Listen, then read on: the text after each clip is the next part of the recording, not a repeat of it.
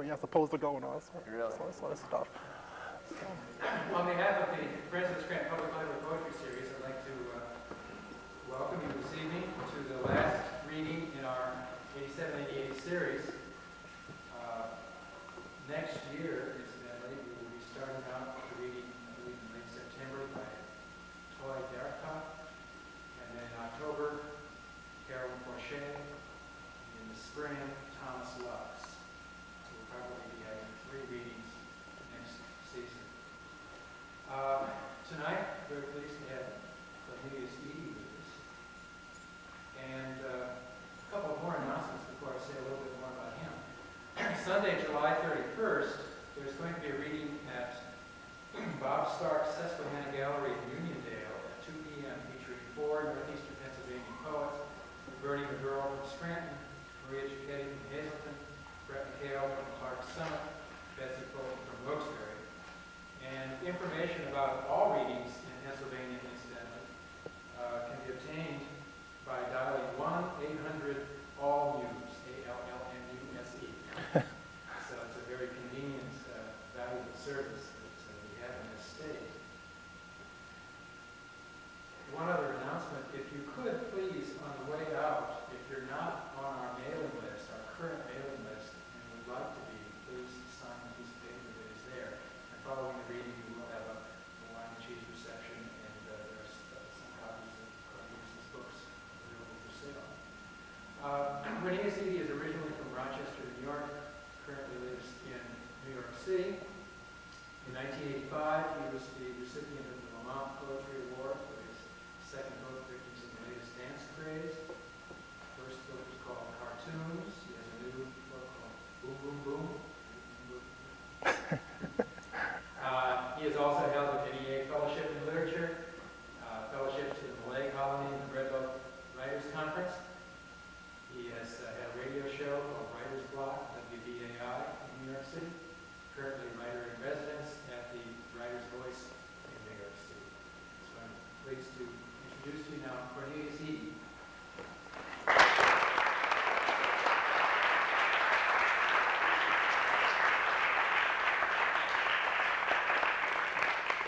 Thank you. Thank you for coming. Can you hear me? Right? Okay. I wonder how this is going to sound. I'm on an FM wireless here, you know. So I wonder if how sensitive the microphone is. Does it pick up your heart? Does it, you know? Do you whisper? Do you pick up whispers? Things like that. I'm sort of a techno nut myself, so I think this is really exciting. It's like being on a stakeout or something, you know. You got that, Harry? You know? Yeah. How much is the deal? Yeah. 20,000. Yeah. Anyway, I like to begin the reading with some poems from my first book, Cartoons. And I like to open with a poem that sort of deals with the imagination, trying to place yourself into the mindset of somebody else. And in this case, it's street vendors in New York. And, you know, they have this little science about selling things and, you know, hot watches and boom boxes. I'm not talking about the legitimate people that have the badges and all that sort of stuff and that are vendors. I'm talking about people that sort of, you know, have their own sort of secret underground, you know, thievery network. And, you know, they sell hot watches and boom boxes and things like that. And I sort of you know, admire that on some levels. And I was just trying to figure out, well, how would that feel like? And in doing that, I thought that, well, you know, what would it be like instead of selling hot watches or hot boom boxes or hot clothing or things like that? What would it be like if I was on the corner and selling hot poems, stolen poems? So that's the idea behind this poem. Hawker. I put on dog's teeth, an afro with a silver switchblade just peeking from the top. Then the loincloth. I oil my body. I walk to a street corner and sell poems from a paper bag. Some only contain one word. Some are weather reports. Some I make up on the spot. Others are for the drivers that pass by and laugh at me through their roll-down windows. I pretend I'm blind, and the right poem brings back my sight. Some poems are saxophones, which I blow like a black-legged bird. Others are drums, which I bang each time the crowd attention drifts. Others are flowers for romantics who believe a poem is not a poem without one. I sell them until I reach the black, soundless poem at the bottom. Then I go home, change my clothes, and become anyone.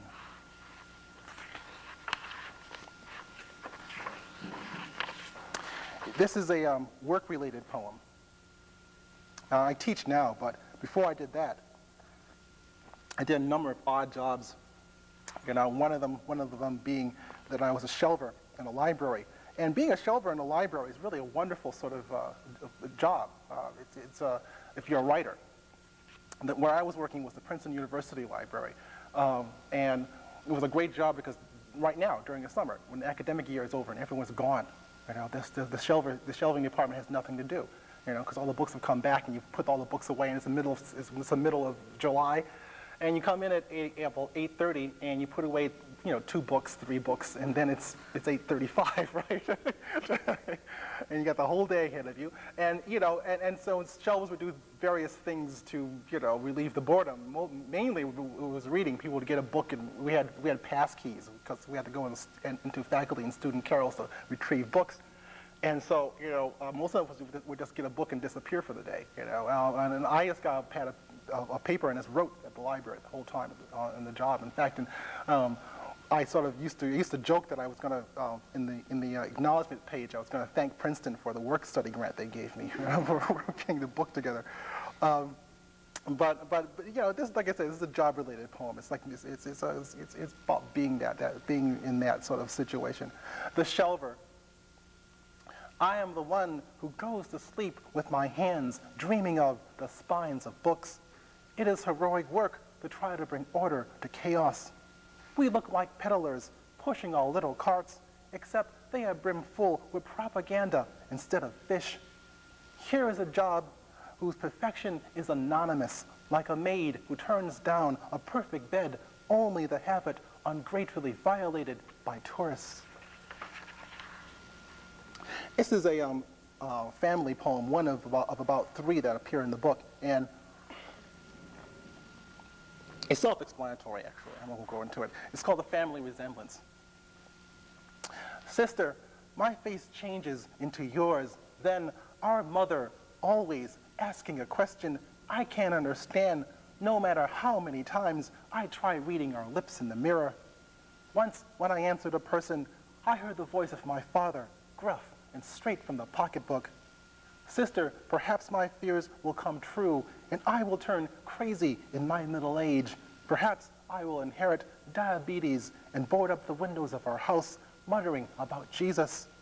There is nothing to do but wait until the faces refuse to change back. Then, smiling like our retarded brother in the middle of the house, I will spill the gasoline, light the match. This is called Discourse of the Young Poet. I want something different. I want to be fresh. I want words to tumble off my lips, rich enough to fertilize the ground. I want poems that metamorphose into paintings, comic strips, classic television, sweet fruit and vegetables. I'd like to shift things a bit.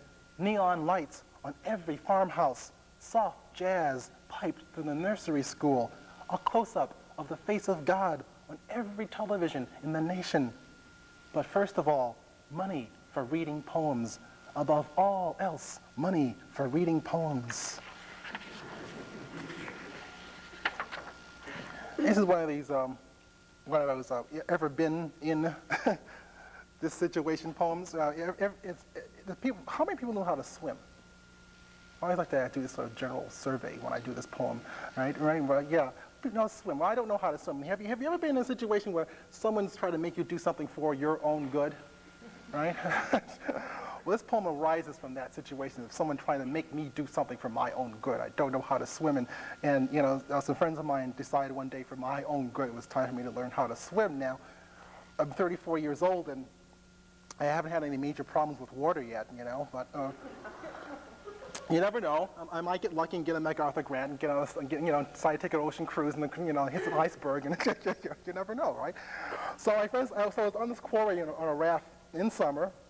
It's a very deep quarry, and I was just sitting on the raft, and suddenly they got this bright idea that it was time for me, the perfect opportunity to teach me how to swim. And so they get me in the water, and then I'm holding onto the raft, and then one person explains to me as I'm dangling there, trying to, knowing that I can't touch the bottom, which is that strange feeling, not touching the bottom, of the physics involved with swimming. Now, if you swim, you know what I'm talking about. When you swim, the body supposedly has a very natural buoyancy to it. And if you let go and simply relax, what'll happen is that you'll sink for a little bit, and then the buoyancy takes over. And if you're totally relaxed, you'll just go into a dead man's float. Now, that's what they were trying to make me do. And so I'm holding onto the raft, and they're explaining this to me, patiently explaining to me what's going to happen and all this sort of stuff, and all you got to do is let go. And of course, I didn't let go, and I'm 34 years old. I don't know how to swim. But the great thing about poetry, the great thing about art is that you can turn this horrible, embarrassing situations into, into art. This is what this poem is about. It's called Learning to Float. My fingers hold on to the raft like a crab. I'm frightened of the unknown. I kick my legs. My body floats down. She says the trick is to learn not to panic when you sink. The water will buoy you before you go too deep. I try to let go, to get used to this cold, strange stuff that she swims so easily in. But my fingers are survivors. They hang on to what they know.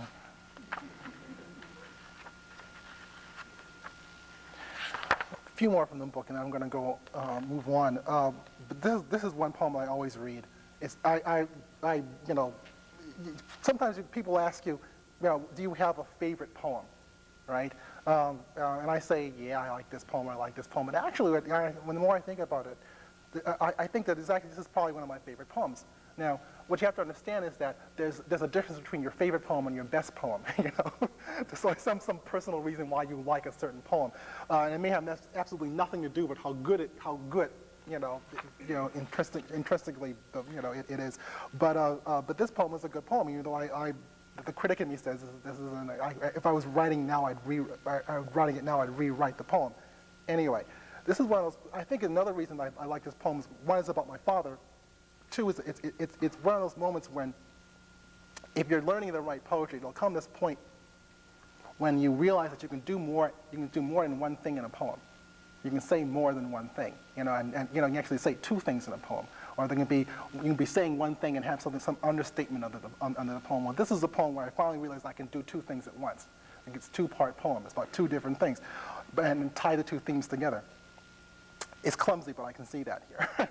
Anyway, this poem it's about two things. One is about Nick Tahou's, which is, it was said in the introduction, I grew up in upstate New York, Rochester, and when I was growing up, Nick Tahou's was really the only greasy spoon in Rochester. I mean, I need to explain the term greasy spoon. It's one of those places you go in and get, it's a dive, hamburgers, hot dogs, grease on everything. Nick's is a specialty of the house. It's called the garbage plate. I mean, it's still in existence. You go and you ask for the garbage plate, giving you an idea what you get at Nick's. So it's about that. And the other thing is about my father. My father is of that generation that finds it very difficult to express themselves emotionally. They can't tell themselves. They can't really break down and say, I hurt, or, I love you, or things like that. And it always used to drive my mother and my sister and myself crazy.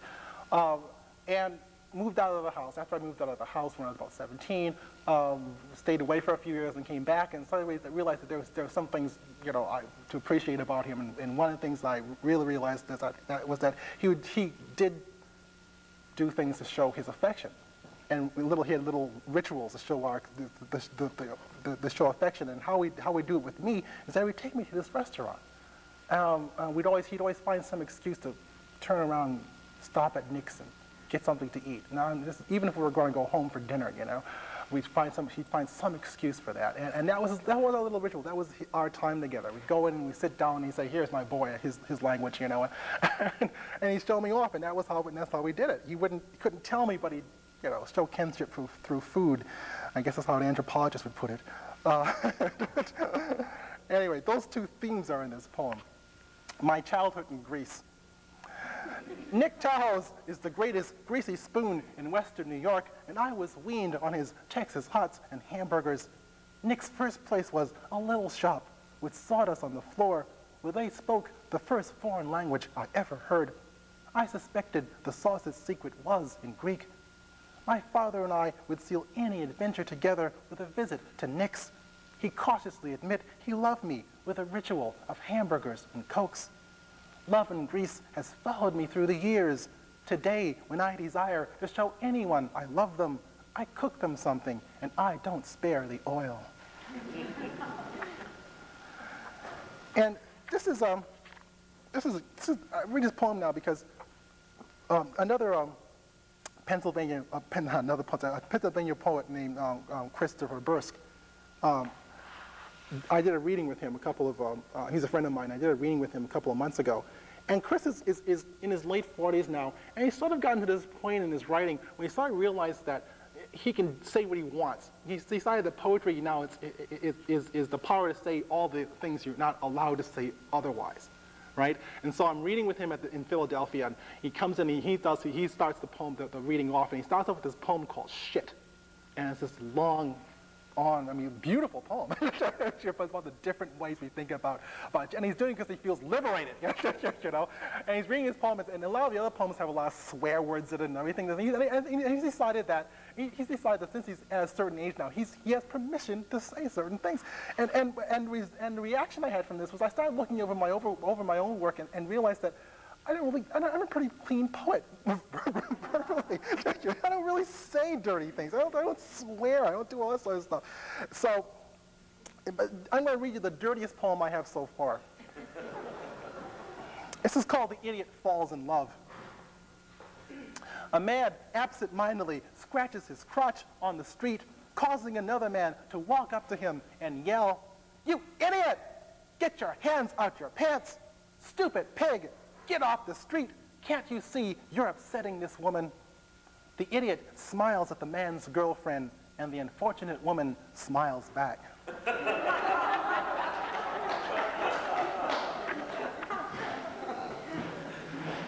This is dirty as they get. I do get gross, though. Let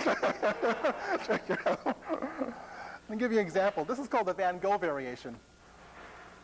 He was so drunk, all he needed was the proper encouragement. "You see, that woman over there," I said, "the one you've been eyeing all night, well, she goes for handicapped men. Yes, she likes men without limbs. I laid my knife on the counter and left. The next day, he showed me the wound. I nearly did it," he said. "It would have gone clean through. The bartender hadn't to stop me. I can't drink there anymore." He looked at his hand as if it were a rare exotic bird. Then he punched me. Few more from here. This is, like I said, the title of the book is called Cartoons, and what I was trying to avoid at all costs was to take what I think would have been the easy way out, was to simply to write a book about cartoon characters. I mean, other people have done that now, but I thought that was going to be the easy, with one exception, and that's Bluto. Everybody knows the Popeye cartoons. You know, Bluto's the big. He's also known as Brutus, I think, as well.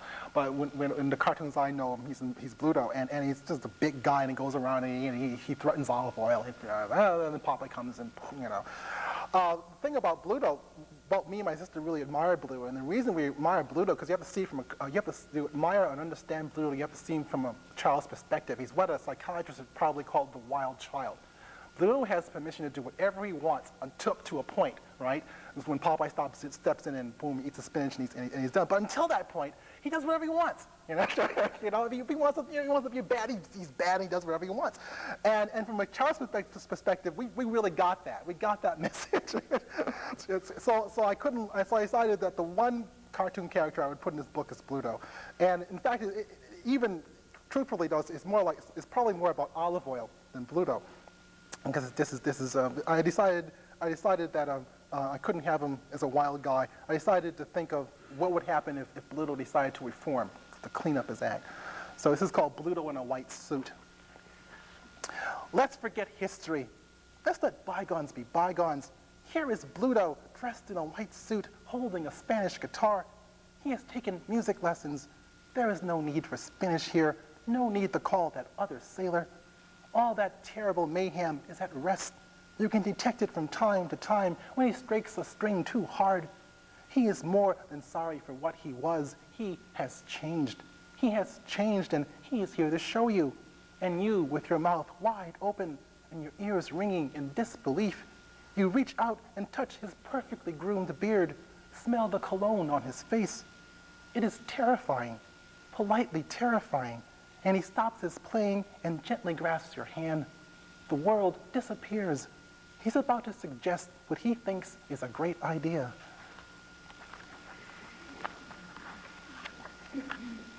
Good old Bluto.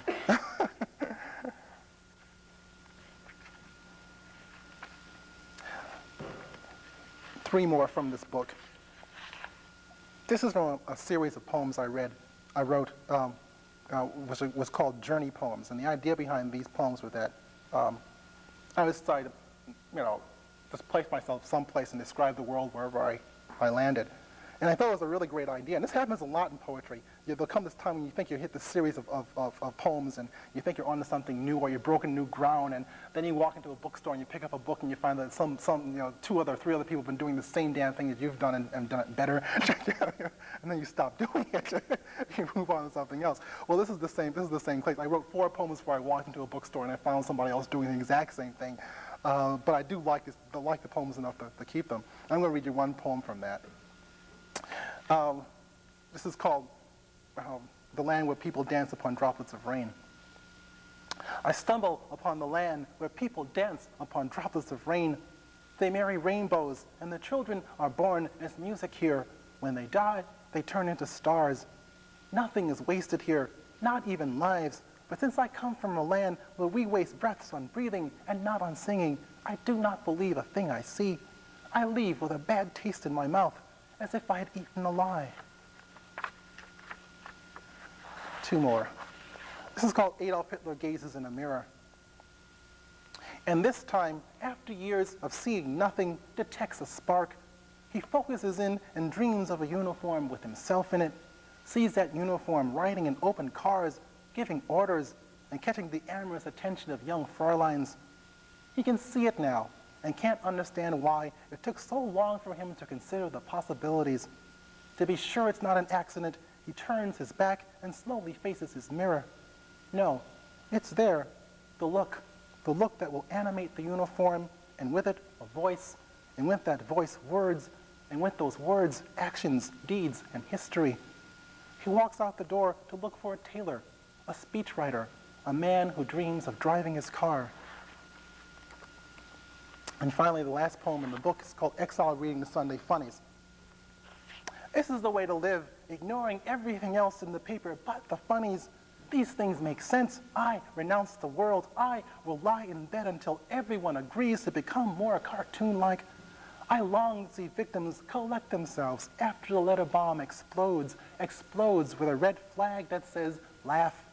Nobody gets hurt, but everybody gets it. That's my motto. Yes, I am Don Quixote's cream pie, Gandhi slipping on a banana peel, the 500 horsemen riding into the valley of death on the backs of hogs. There is nothing nobler than laughing when nothing is funny anymore. I will lie here until somebody laughs. Now, Victims of the Latest Dance Craze, the second book, are all dance-related. All the poems deal with the metaphor of dance in one way or another. And this is called Miss Johnson Dances for the First Time. When Ophelia met the water, it was a gentle tumble of a dance, a mixed marriage of a dance.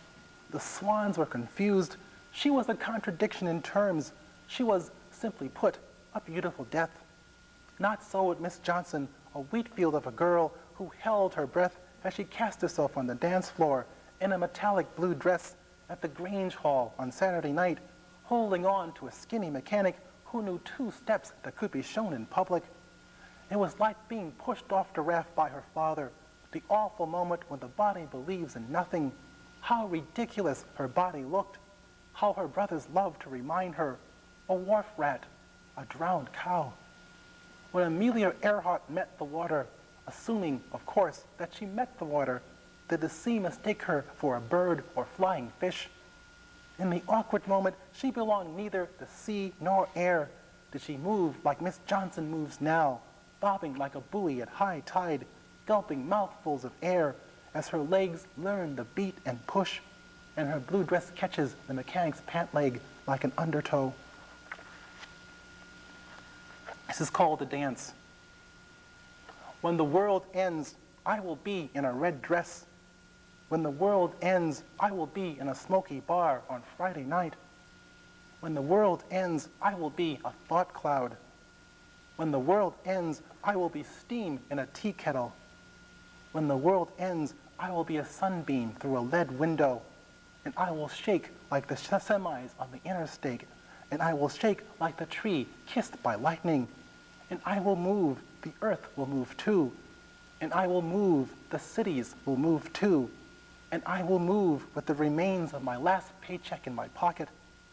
It will be Friday night, and I will be in a red dress, my feet relieved of duty, my body in free fall, loose as a ballerina in zero gravity, equal at last with feathers and dust. As the world faints and tumbles down the stairs, the jukebox is overtaken at last, and the cicadas under the eaves warm up their legs. This is called Johnny Laces Up His Red Shoes. If Fred Astaire had been really smart, he would have danced like Johnny dances on Friday night with his brilliant red shoes that women can detect half a block away. If Fred Astaire had been all he was cracked up to be, he would have danced like Johnny dances on Friday night on 2 pools of quicksilver painted fire engine red. Johnny is lacing up his red shoes. He is a pizza, a kiss in the dark, and as his fingers tie the laces, he thinks of long dark hair. On his bittersweet sofa bed, Johnny is lacing up his red shoes, and as his fingers tighten the laces, his work clothes slide deeper into the evening shadows. If Fred Astaire had been serious, he would have walked through the door of the neighborhood bar like Johnny does on Friday night, wearing 2 small volcanoes that are permitted to erupt for only 3 nights.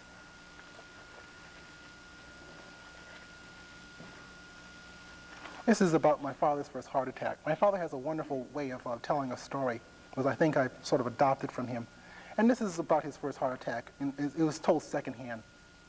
And he was telling me the story, and the way he tried to describe it, I've always been trying to, from that moment on, trying to capture that despair in his voice, in his eyes, the good look. It is like my father, his legs turning to rubber, taking what he believes to be his last look at our house. I imagine my mother, his crazy wife, standing at the front door, believing it all an elaborate stunt, or peeking through the living room blinds, making as small a target as possible. He breathes, the street reels under his feet, and now he is like an intoxicated dancer, luck wheezing out of his mouth, propped up by cousins leading him to the open maw of their car door, which becomes the line that marks the borders of the world as he knows it, the line which, once crossed, is forever denied. My father stops at that portal and, though totally mistaken, takes a hard look at our house. Everything the words "so long" were ever meant to imply is in this look, a look that, when shown to me later, secondhand, as part of a story with a happy ending, nevertheless raises the ante. This is called radio. There is the woman who will not listen to music. There is the man who dreams of kissing the lips attached to the voice. There is the singer who reinvents the world in musical notation. There is the young couple who dance slowly on the sidewalk as if the rest of the street didn't exist. There is the schoolboy whose one possession is an electric box that scrambles the neighborhood. There is the young girl who locks her bedroom door and lip syncs in the mirror. There is the young beau who believes in the songs so much he hears them even when he isn't kissing someone. There is the mother who absent-mindedly sways to the beat but fears the implications for her daughter. There is the man who carries one in his breast pocket and pretends it's a Luger. There are the two young punks who lug one into our car on the stalled D train who, as we tense for the assault, tune in a classical music station as if this were Saturday night on another world. This is called My Mother If She Had Won Free Dance Lessons. Would she have been a person with a completely different outlook on life? There are times when I visit and find her settled on a chair in our dilapidated house, the neighborhood crazy lady, doing what the neighborhood crazy lady is supposed to do, which is absolutely nothing. And I wonder, as we talk our sympathetic talk, abandoned in easy dialogue, I, the son of the crazy lady, who crosses easily into her point of view as if yawning or taking off an overcoat. Each time I visit, I walk back into our lives, and I wonder, like any child who wakes up one day to find themselves abandoned in a world larger than their bad dreams, I wonder, as I see my mother sitting there, landed through the right-hand window in the living room, pausing from time to time in the endless loop of our dialogue to peek for rascals through the Venetian blinds, I wonder a small thought. I walk back into our lives. Given the opportunity, how would she have danced? Would it have been as easily as we talk to each other now, the crazy lady and the crazy lady's son, as if we were old friends from opposite coasts picking up the thread of a long conversation, while two ballroom dancers who only know one step? What would have changed if the phone had rung like a suitor, if the invitation had arrived in the mail like Jesus extending a hand?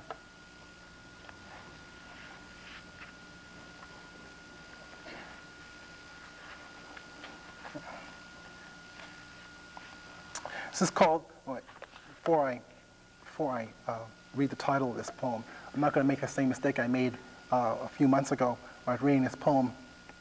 This is called The Poetic Interpretation of the Twist. Everybody knows what the twist was, right? All right, I was about to launch into this poem, and then suddenly the person who had invited me there was sitting off to the side, and he goes, bring it up. So the twist was a popular dance, that was the twist, and Chubby Checker did it. Anyway, but the other social significance of the twist was supposedly it's blamed as the dance step that broke up couples on the dance floor. Up to that point, supposedly, everyone was dancing, together, and then when the twist came, people stopped dancing together and started doing that. So, the poetic interpretation of the twist. I know what you're expecting to hear. You think to yourself, here's a guy who must understand what the twist was all about. Look at the knuckles of his hands. Look at his plain blue shirt hanging out the back of his trousers. The twist must have been the equivalent of the high sign in the secret cult. I know, but listen, I'm still confused by the mini skirt as well as the deep meaning of vinyl on everything. The twist was just a children's game to us.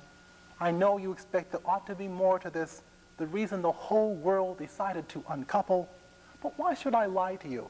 Let me pull up a chair and in as few words as possible recreate my sister, who is renowned for running like a giraffe. Let me recreate my neighborhood, a dead-end street next to the railroad tracks. Let me recreate my father, who'd escape the house by bicycle and do all the grocery shopping by himself. Let's not forget the pool hall and the barber shop, each with their strange flavors of men. And while we're on the subject, I must not slight the ragweed, the true rose of the street. All this will still not give you the twist. Forgive me for running on like this. Your question has set an expectation that is impossible to meet.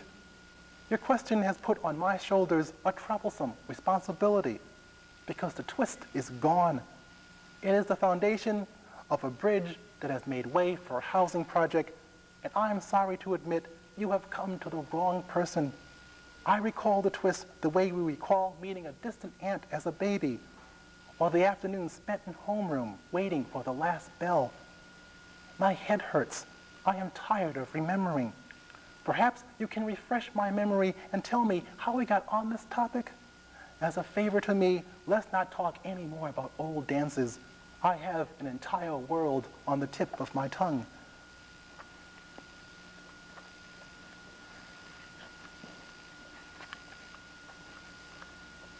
Wallflowers. Maybe they alert what's left of our animal senses. Perhaps this is why they arouse such an equal mix of pity and relief when they walk into a room.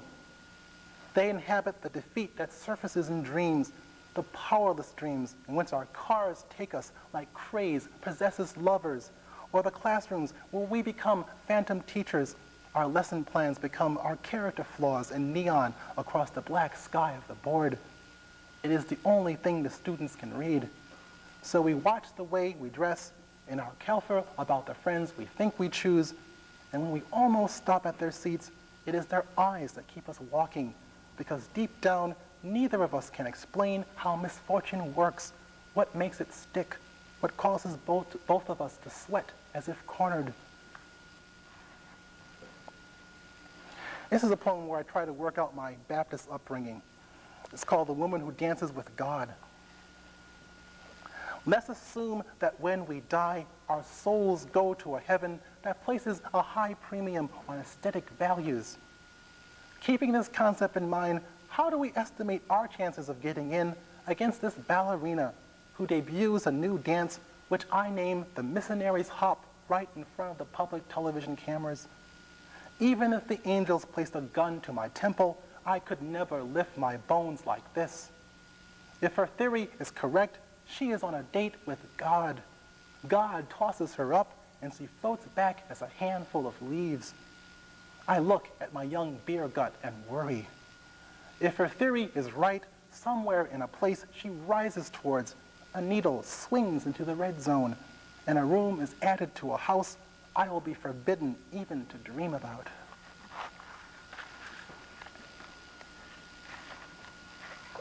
This is called aerial ballet. I am not done with my falling. I turn in the air like a fish who realizes he is a fish somehow in the middle of a tragic miracle. Do you wish to know about the tiny stars? Very well, I will tell you about the tiny stars. I am a tiny star. My fingers burn in the air, leaving a vapor trail that might be mistaken for a jet.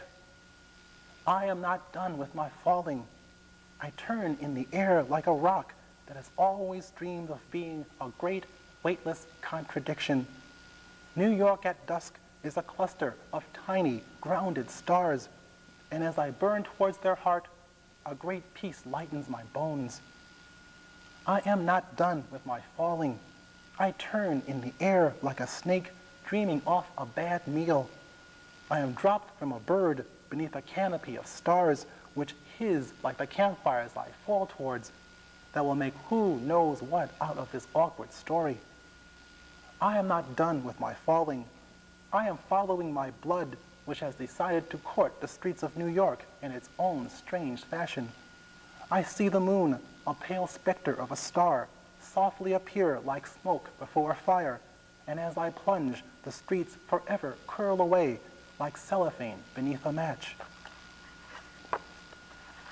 Two more from here, and I'll close with some newer ones. It's called Jazz Dancer.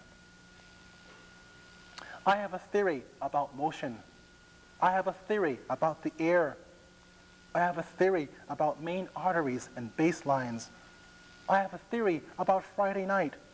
Just a theory, mind you, about a dry mouth and certain kinds of thirst and a once-a-month bulge of money in a working pair of pants.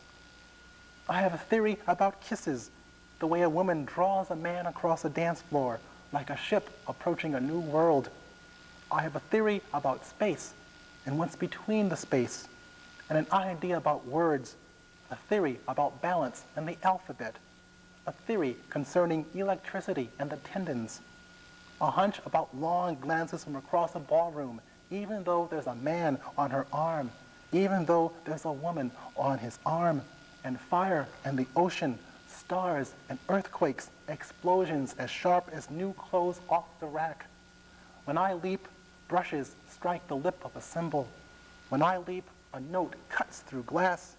When I leap, a thick finger dreams on a bass string, and all that sweat, all that spittle, all those cigarettes and cheap liquor, all that light-hearted sass and volcanism, all that volatile lipstick, all that cleaves the air the way a man and woman sweet talk in a bed.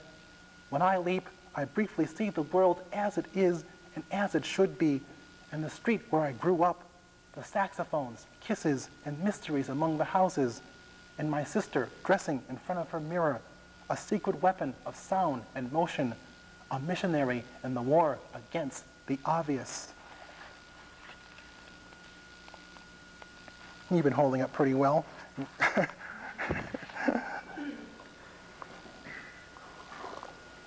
It is hot. The last dance poem I'm going to read is the title poem. And the idea from this poem is, it's a long one, so hold on.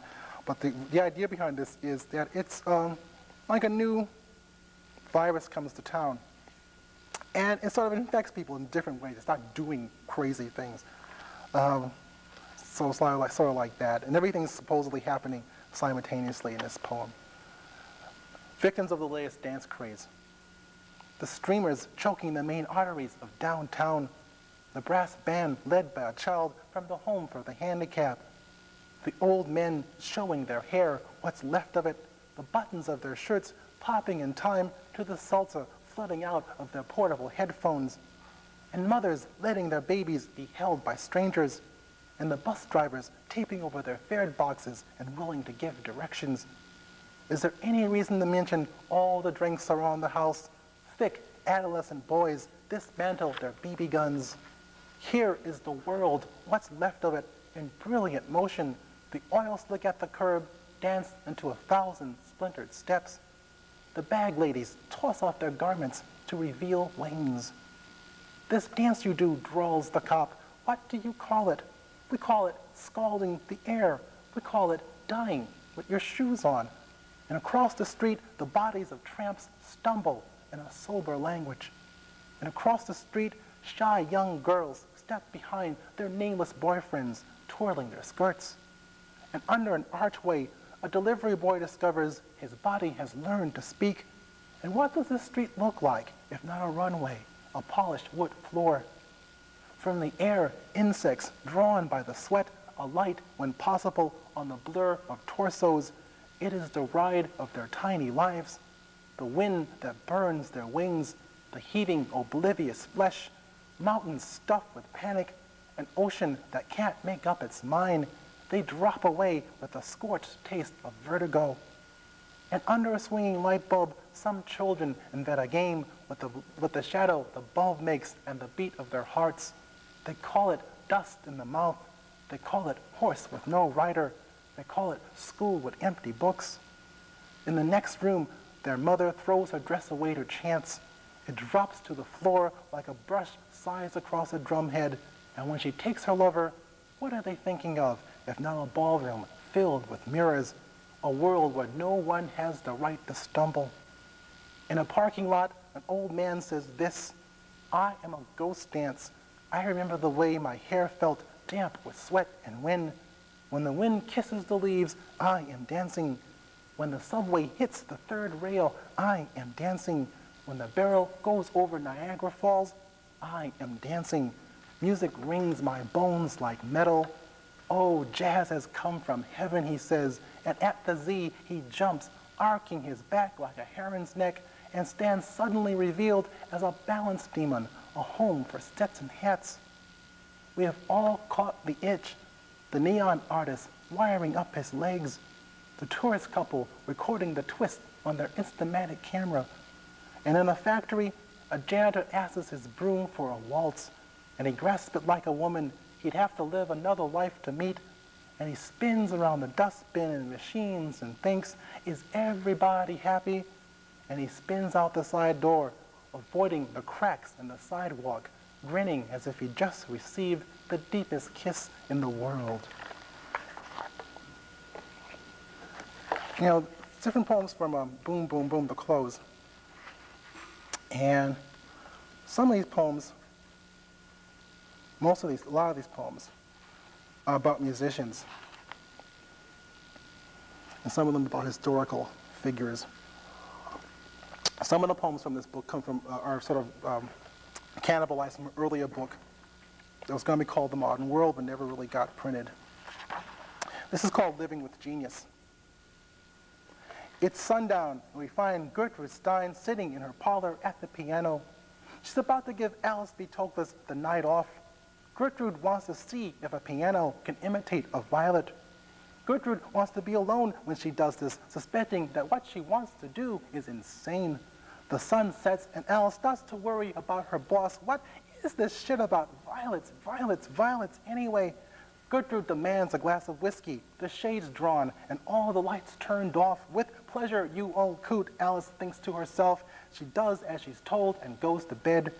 Gertrude sits in the dark all night. In the morning, she starts thinking about roses.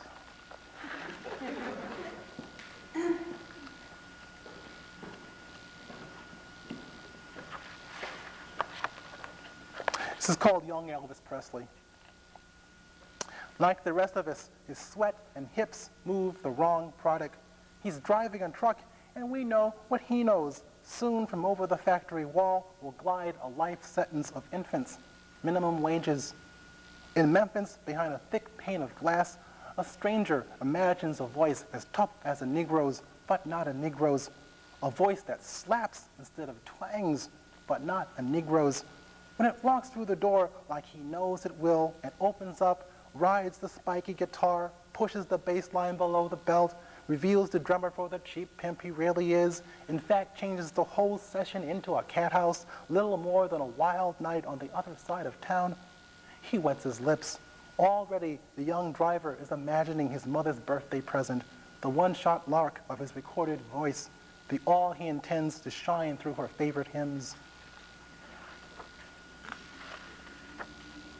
This is called Leadbelly. He was a black folk singer. Leadbelly. You can actually hear it in his voice. Sometimes the only way to discuss it is to grip a guitar as if it were somebody's throat and pluck. If there were a ship off of this planet, an ark where the blues could show its hidden face, a street where you could walk, just walk without dogged air at your heels, at your back, don't you think he'd choose it? Meanwhile, here is the tune. Bad luck, empty pockets, trouble walking your way with his tin ear.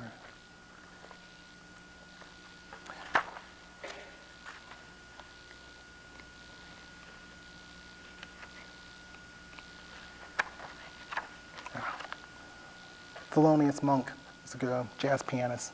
Thelonious Monk. I know what to do with math. Listen to this. It's arithmetic, a soundtrack.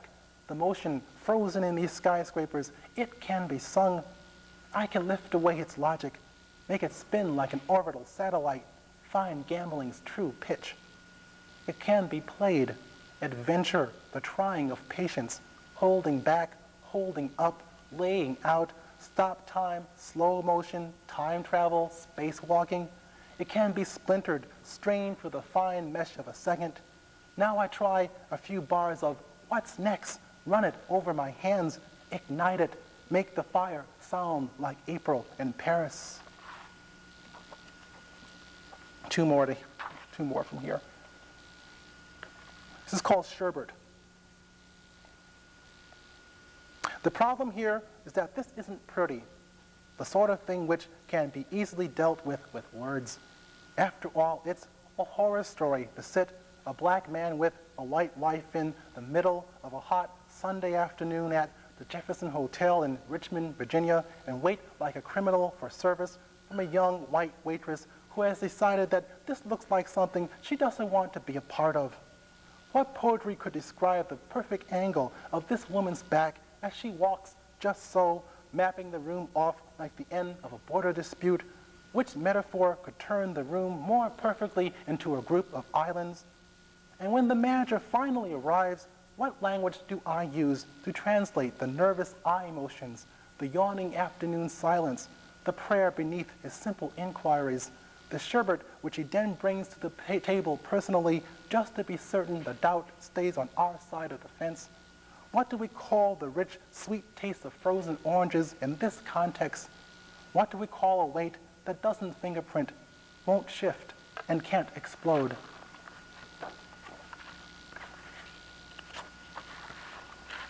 And song. And two more to end. Song. Nigger Lover is a song spat out of an open car window at dusk at the Great Mall in Lynchburg, Virginia. The first time in 5 years we heard it, we almost made it. Amazed this hasn't happened before. It was the end of our going away party.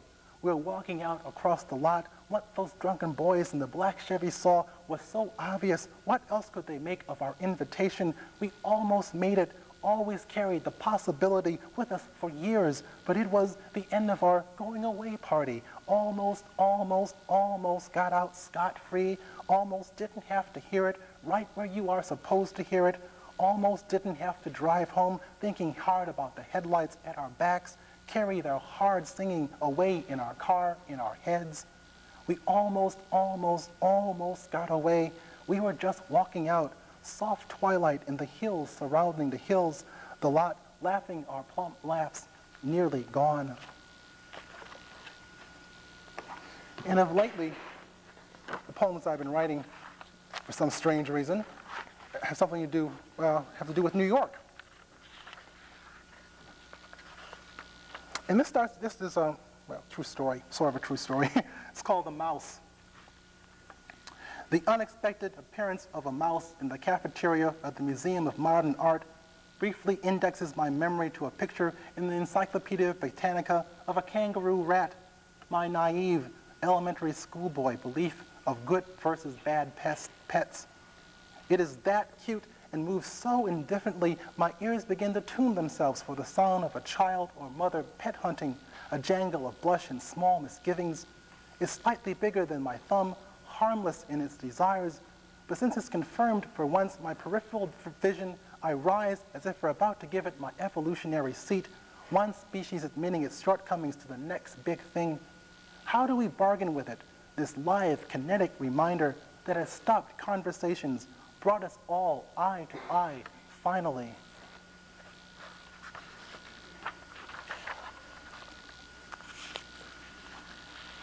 This is called The Solos. Another true story. A sparrow chirping itself silly somewhere beyond my field of vision catches my ears. Such a little deal in the courtyard. Silence, silence, silence, and then a sweet burst of notes. And what was I thinking of? The wind hits the leaves, and there's a high green sizzle in the air. Then, God's truth, a saxophonist opens up. First, a recording of some favorite player. Then, I hear a rehearsal of the blues. The questions one asks when no one is listening. And to close, this is called The View from the Rooftop, The View from the Rooftop, Waverly Place. By accident, I enter into this. These two young guys standing on the roof across from my office window, a moment otherwise theirs. They watch and listen to 6th Avenue. They talk. They have time in their lives for a smoke. Then the one on the left loops his arms around the other's shoulder. My buddy, my buddy. They have a quilt of life spread before them, the cool thrill of looking down. Thank you.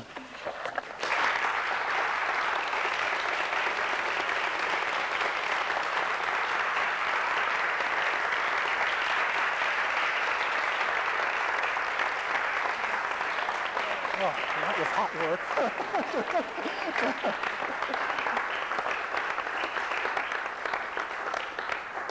It'll take us a few minutes to get set up, but I would like to ask all of you who would like to stay around and be able to talk with Cornelius.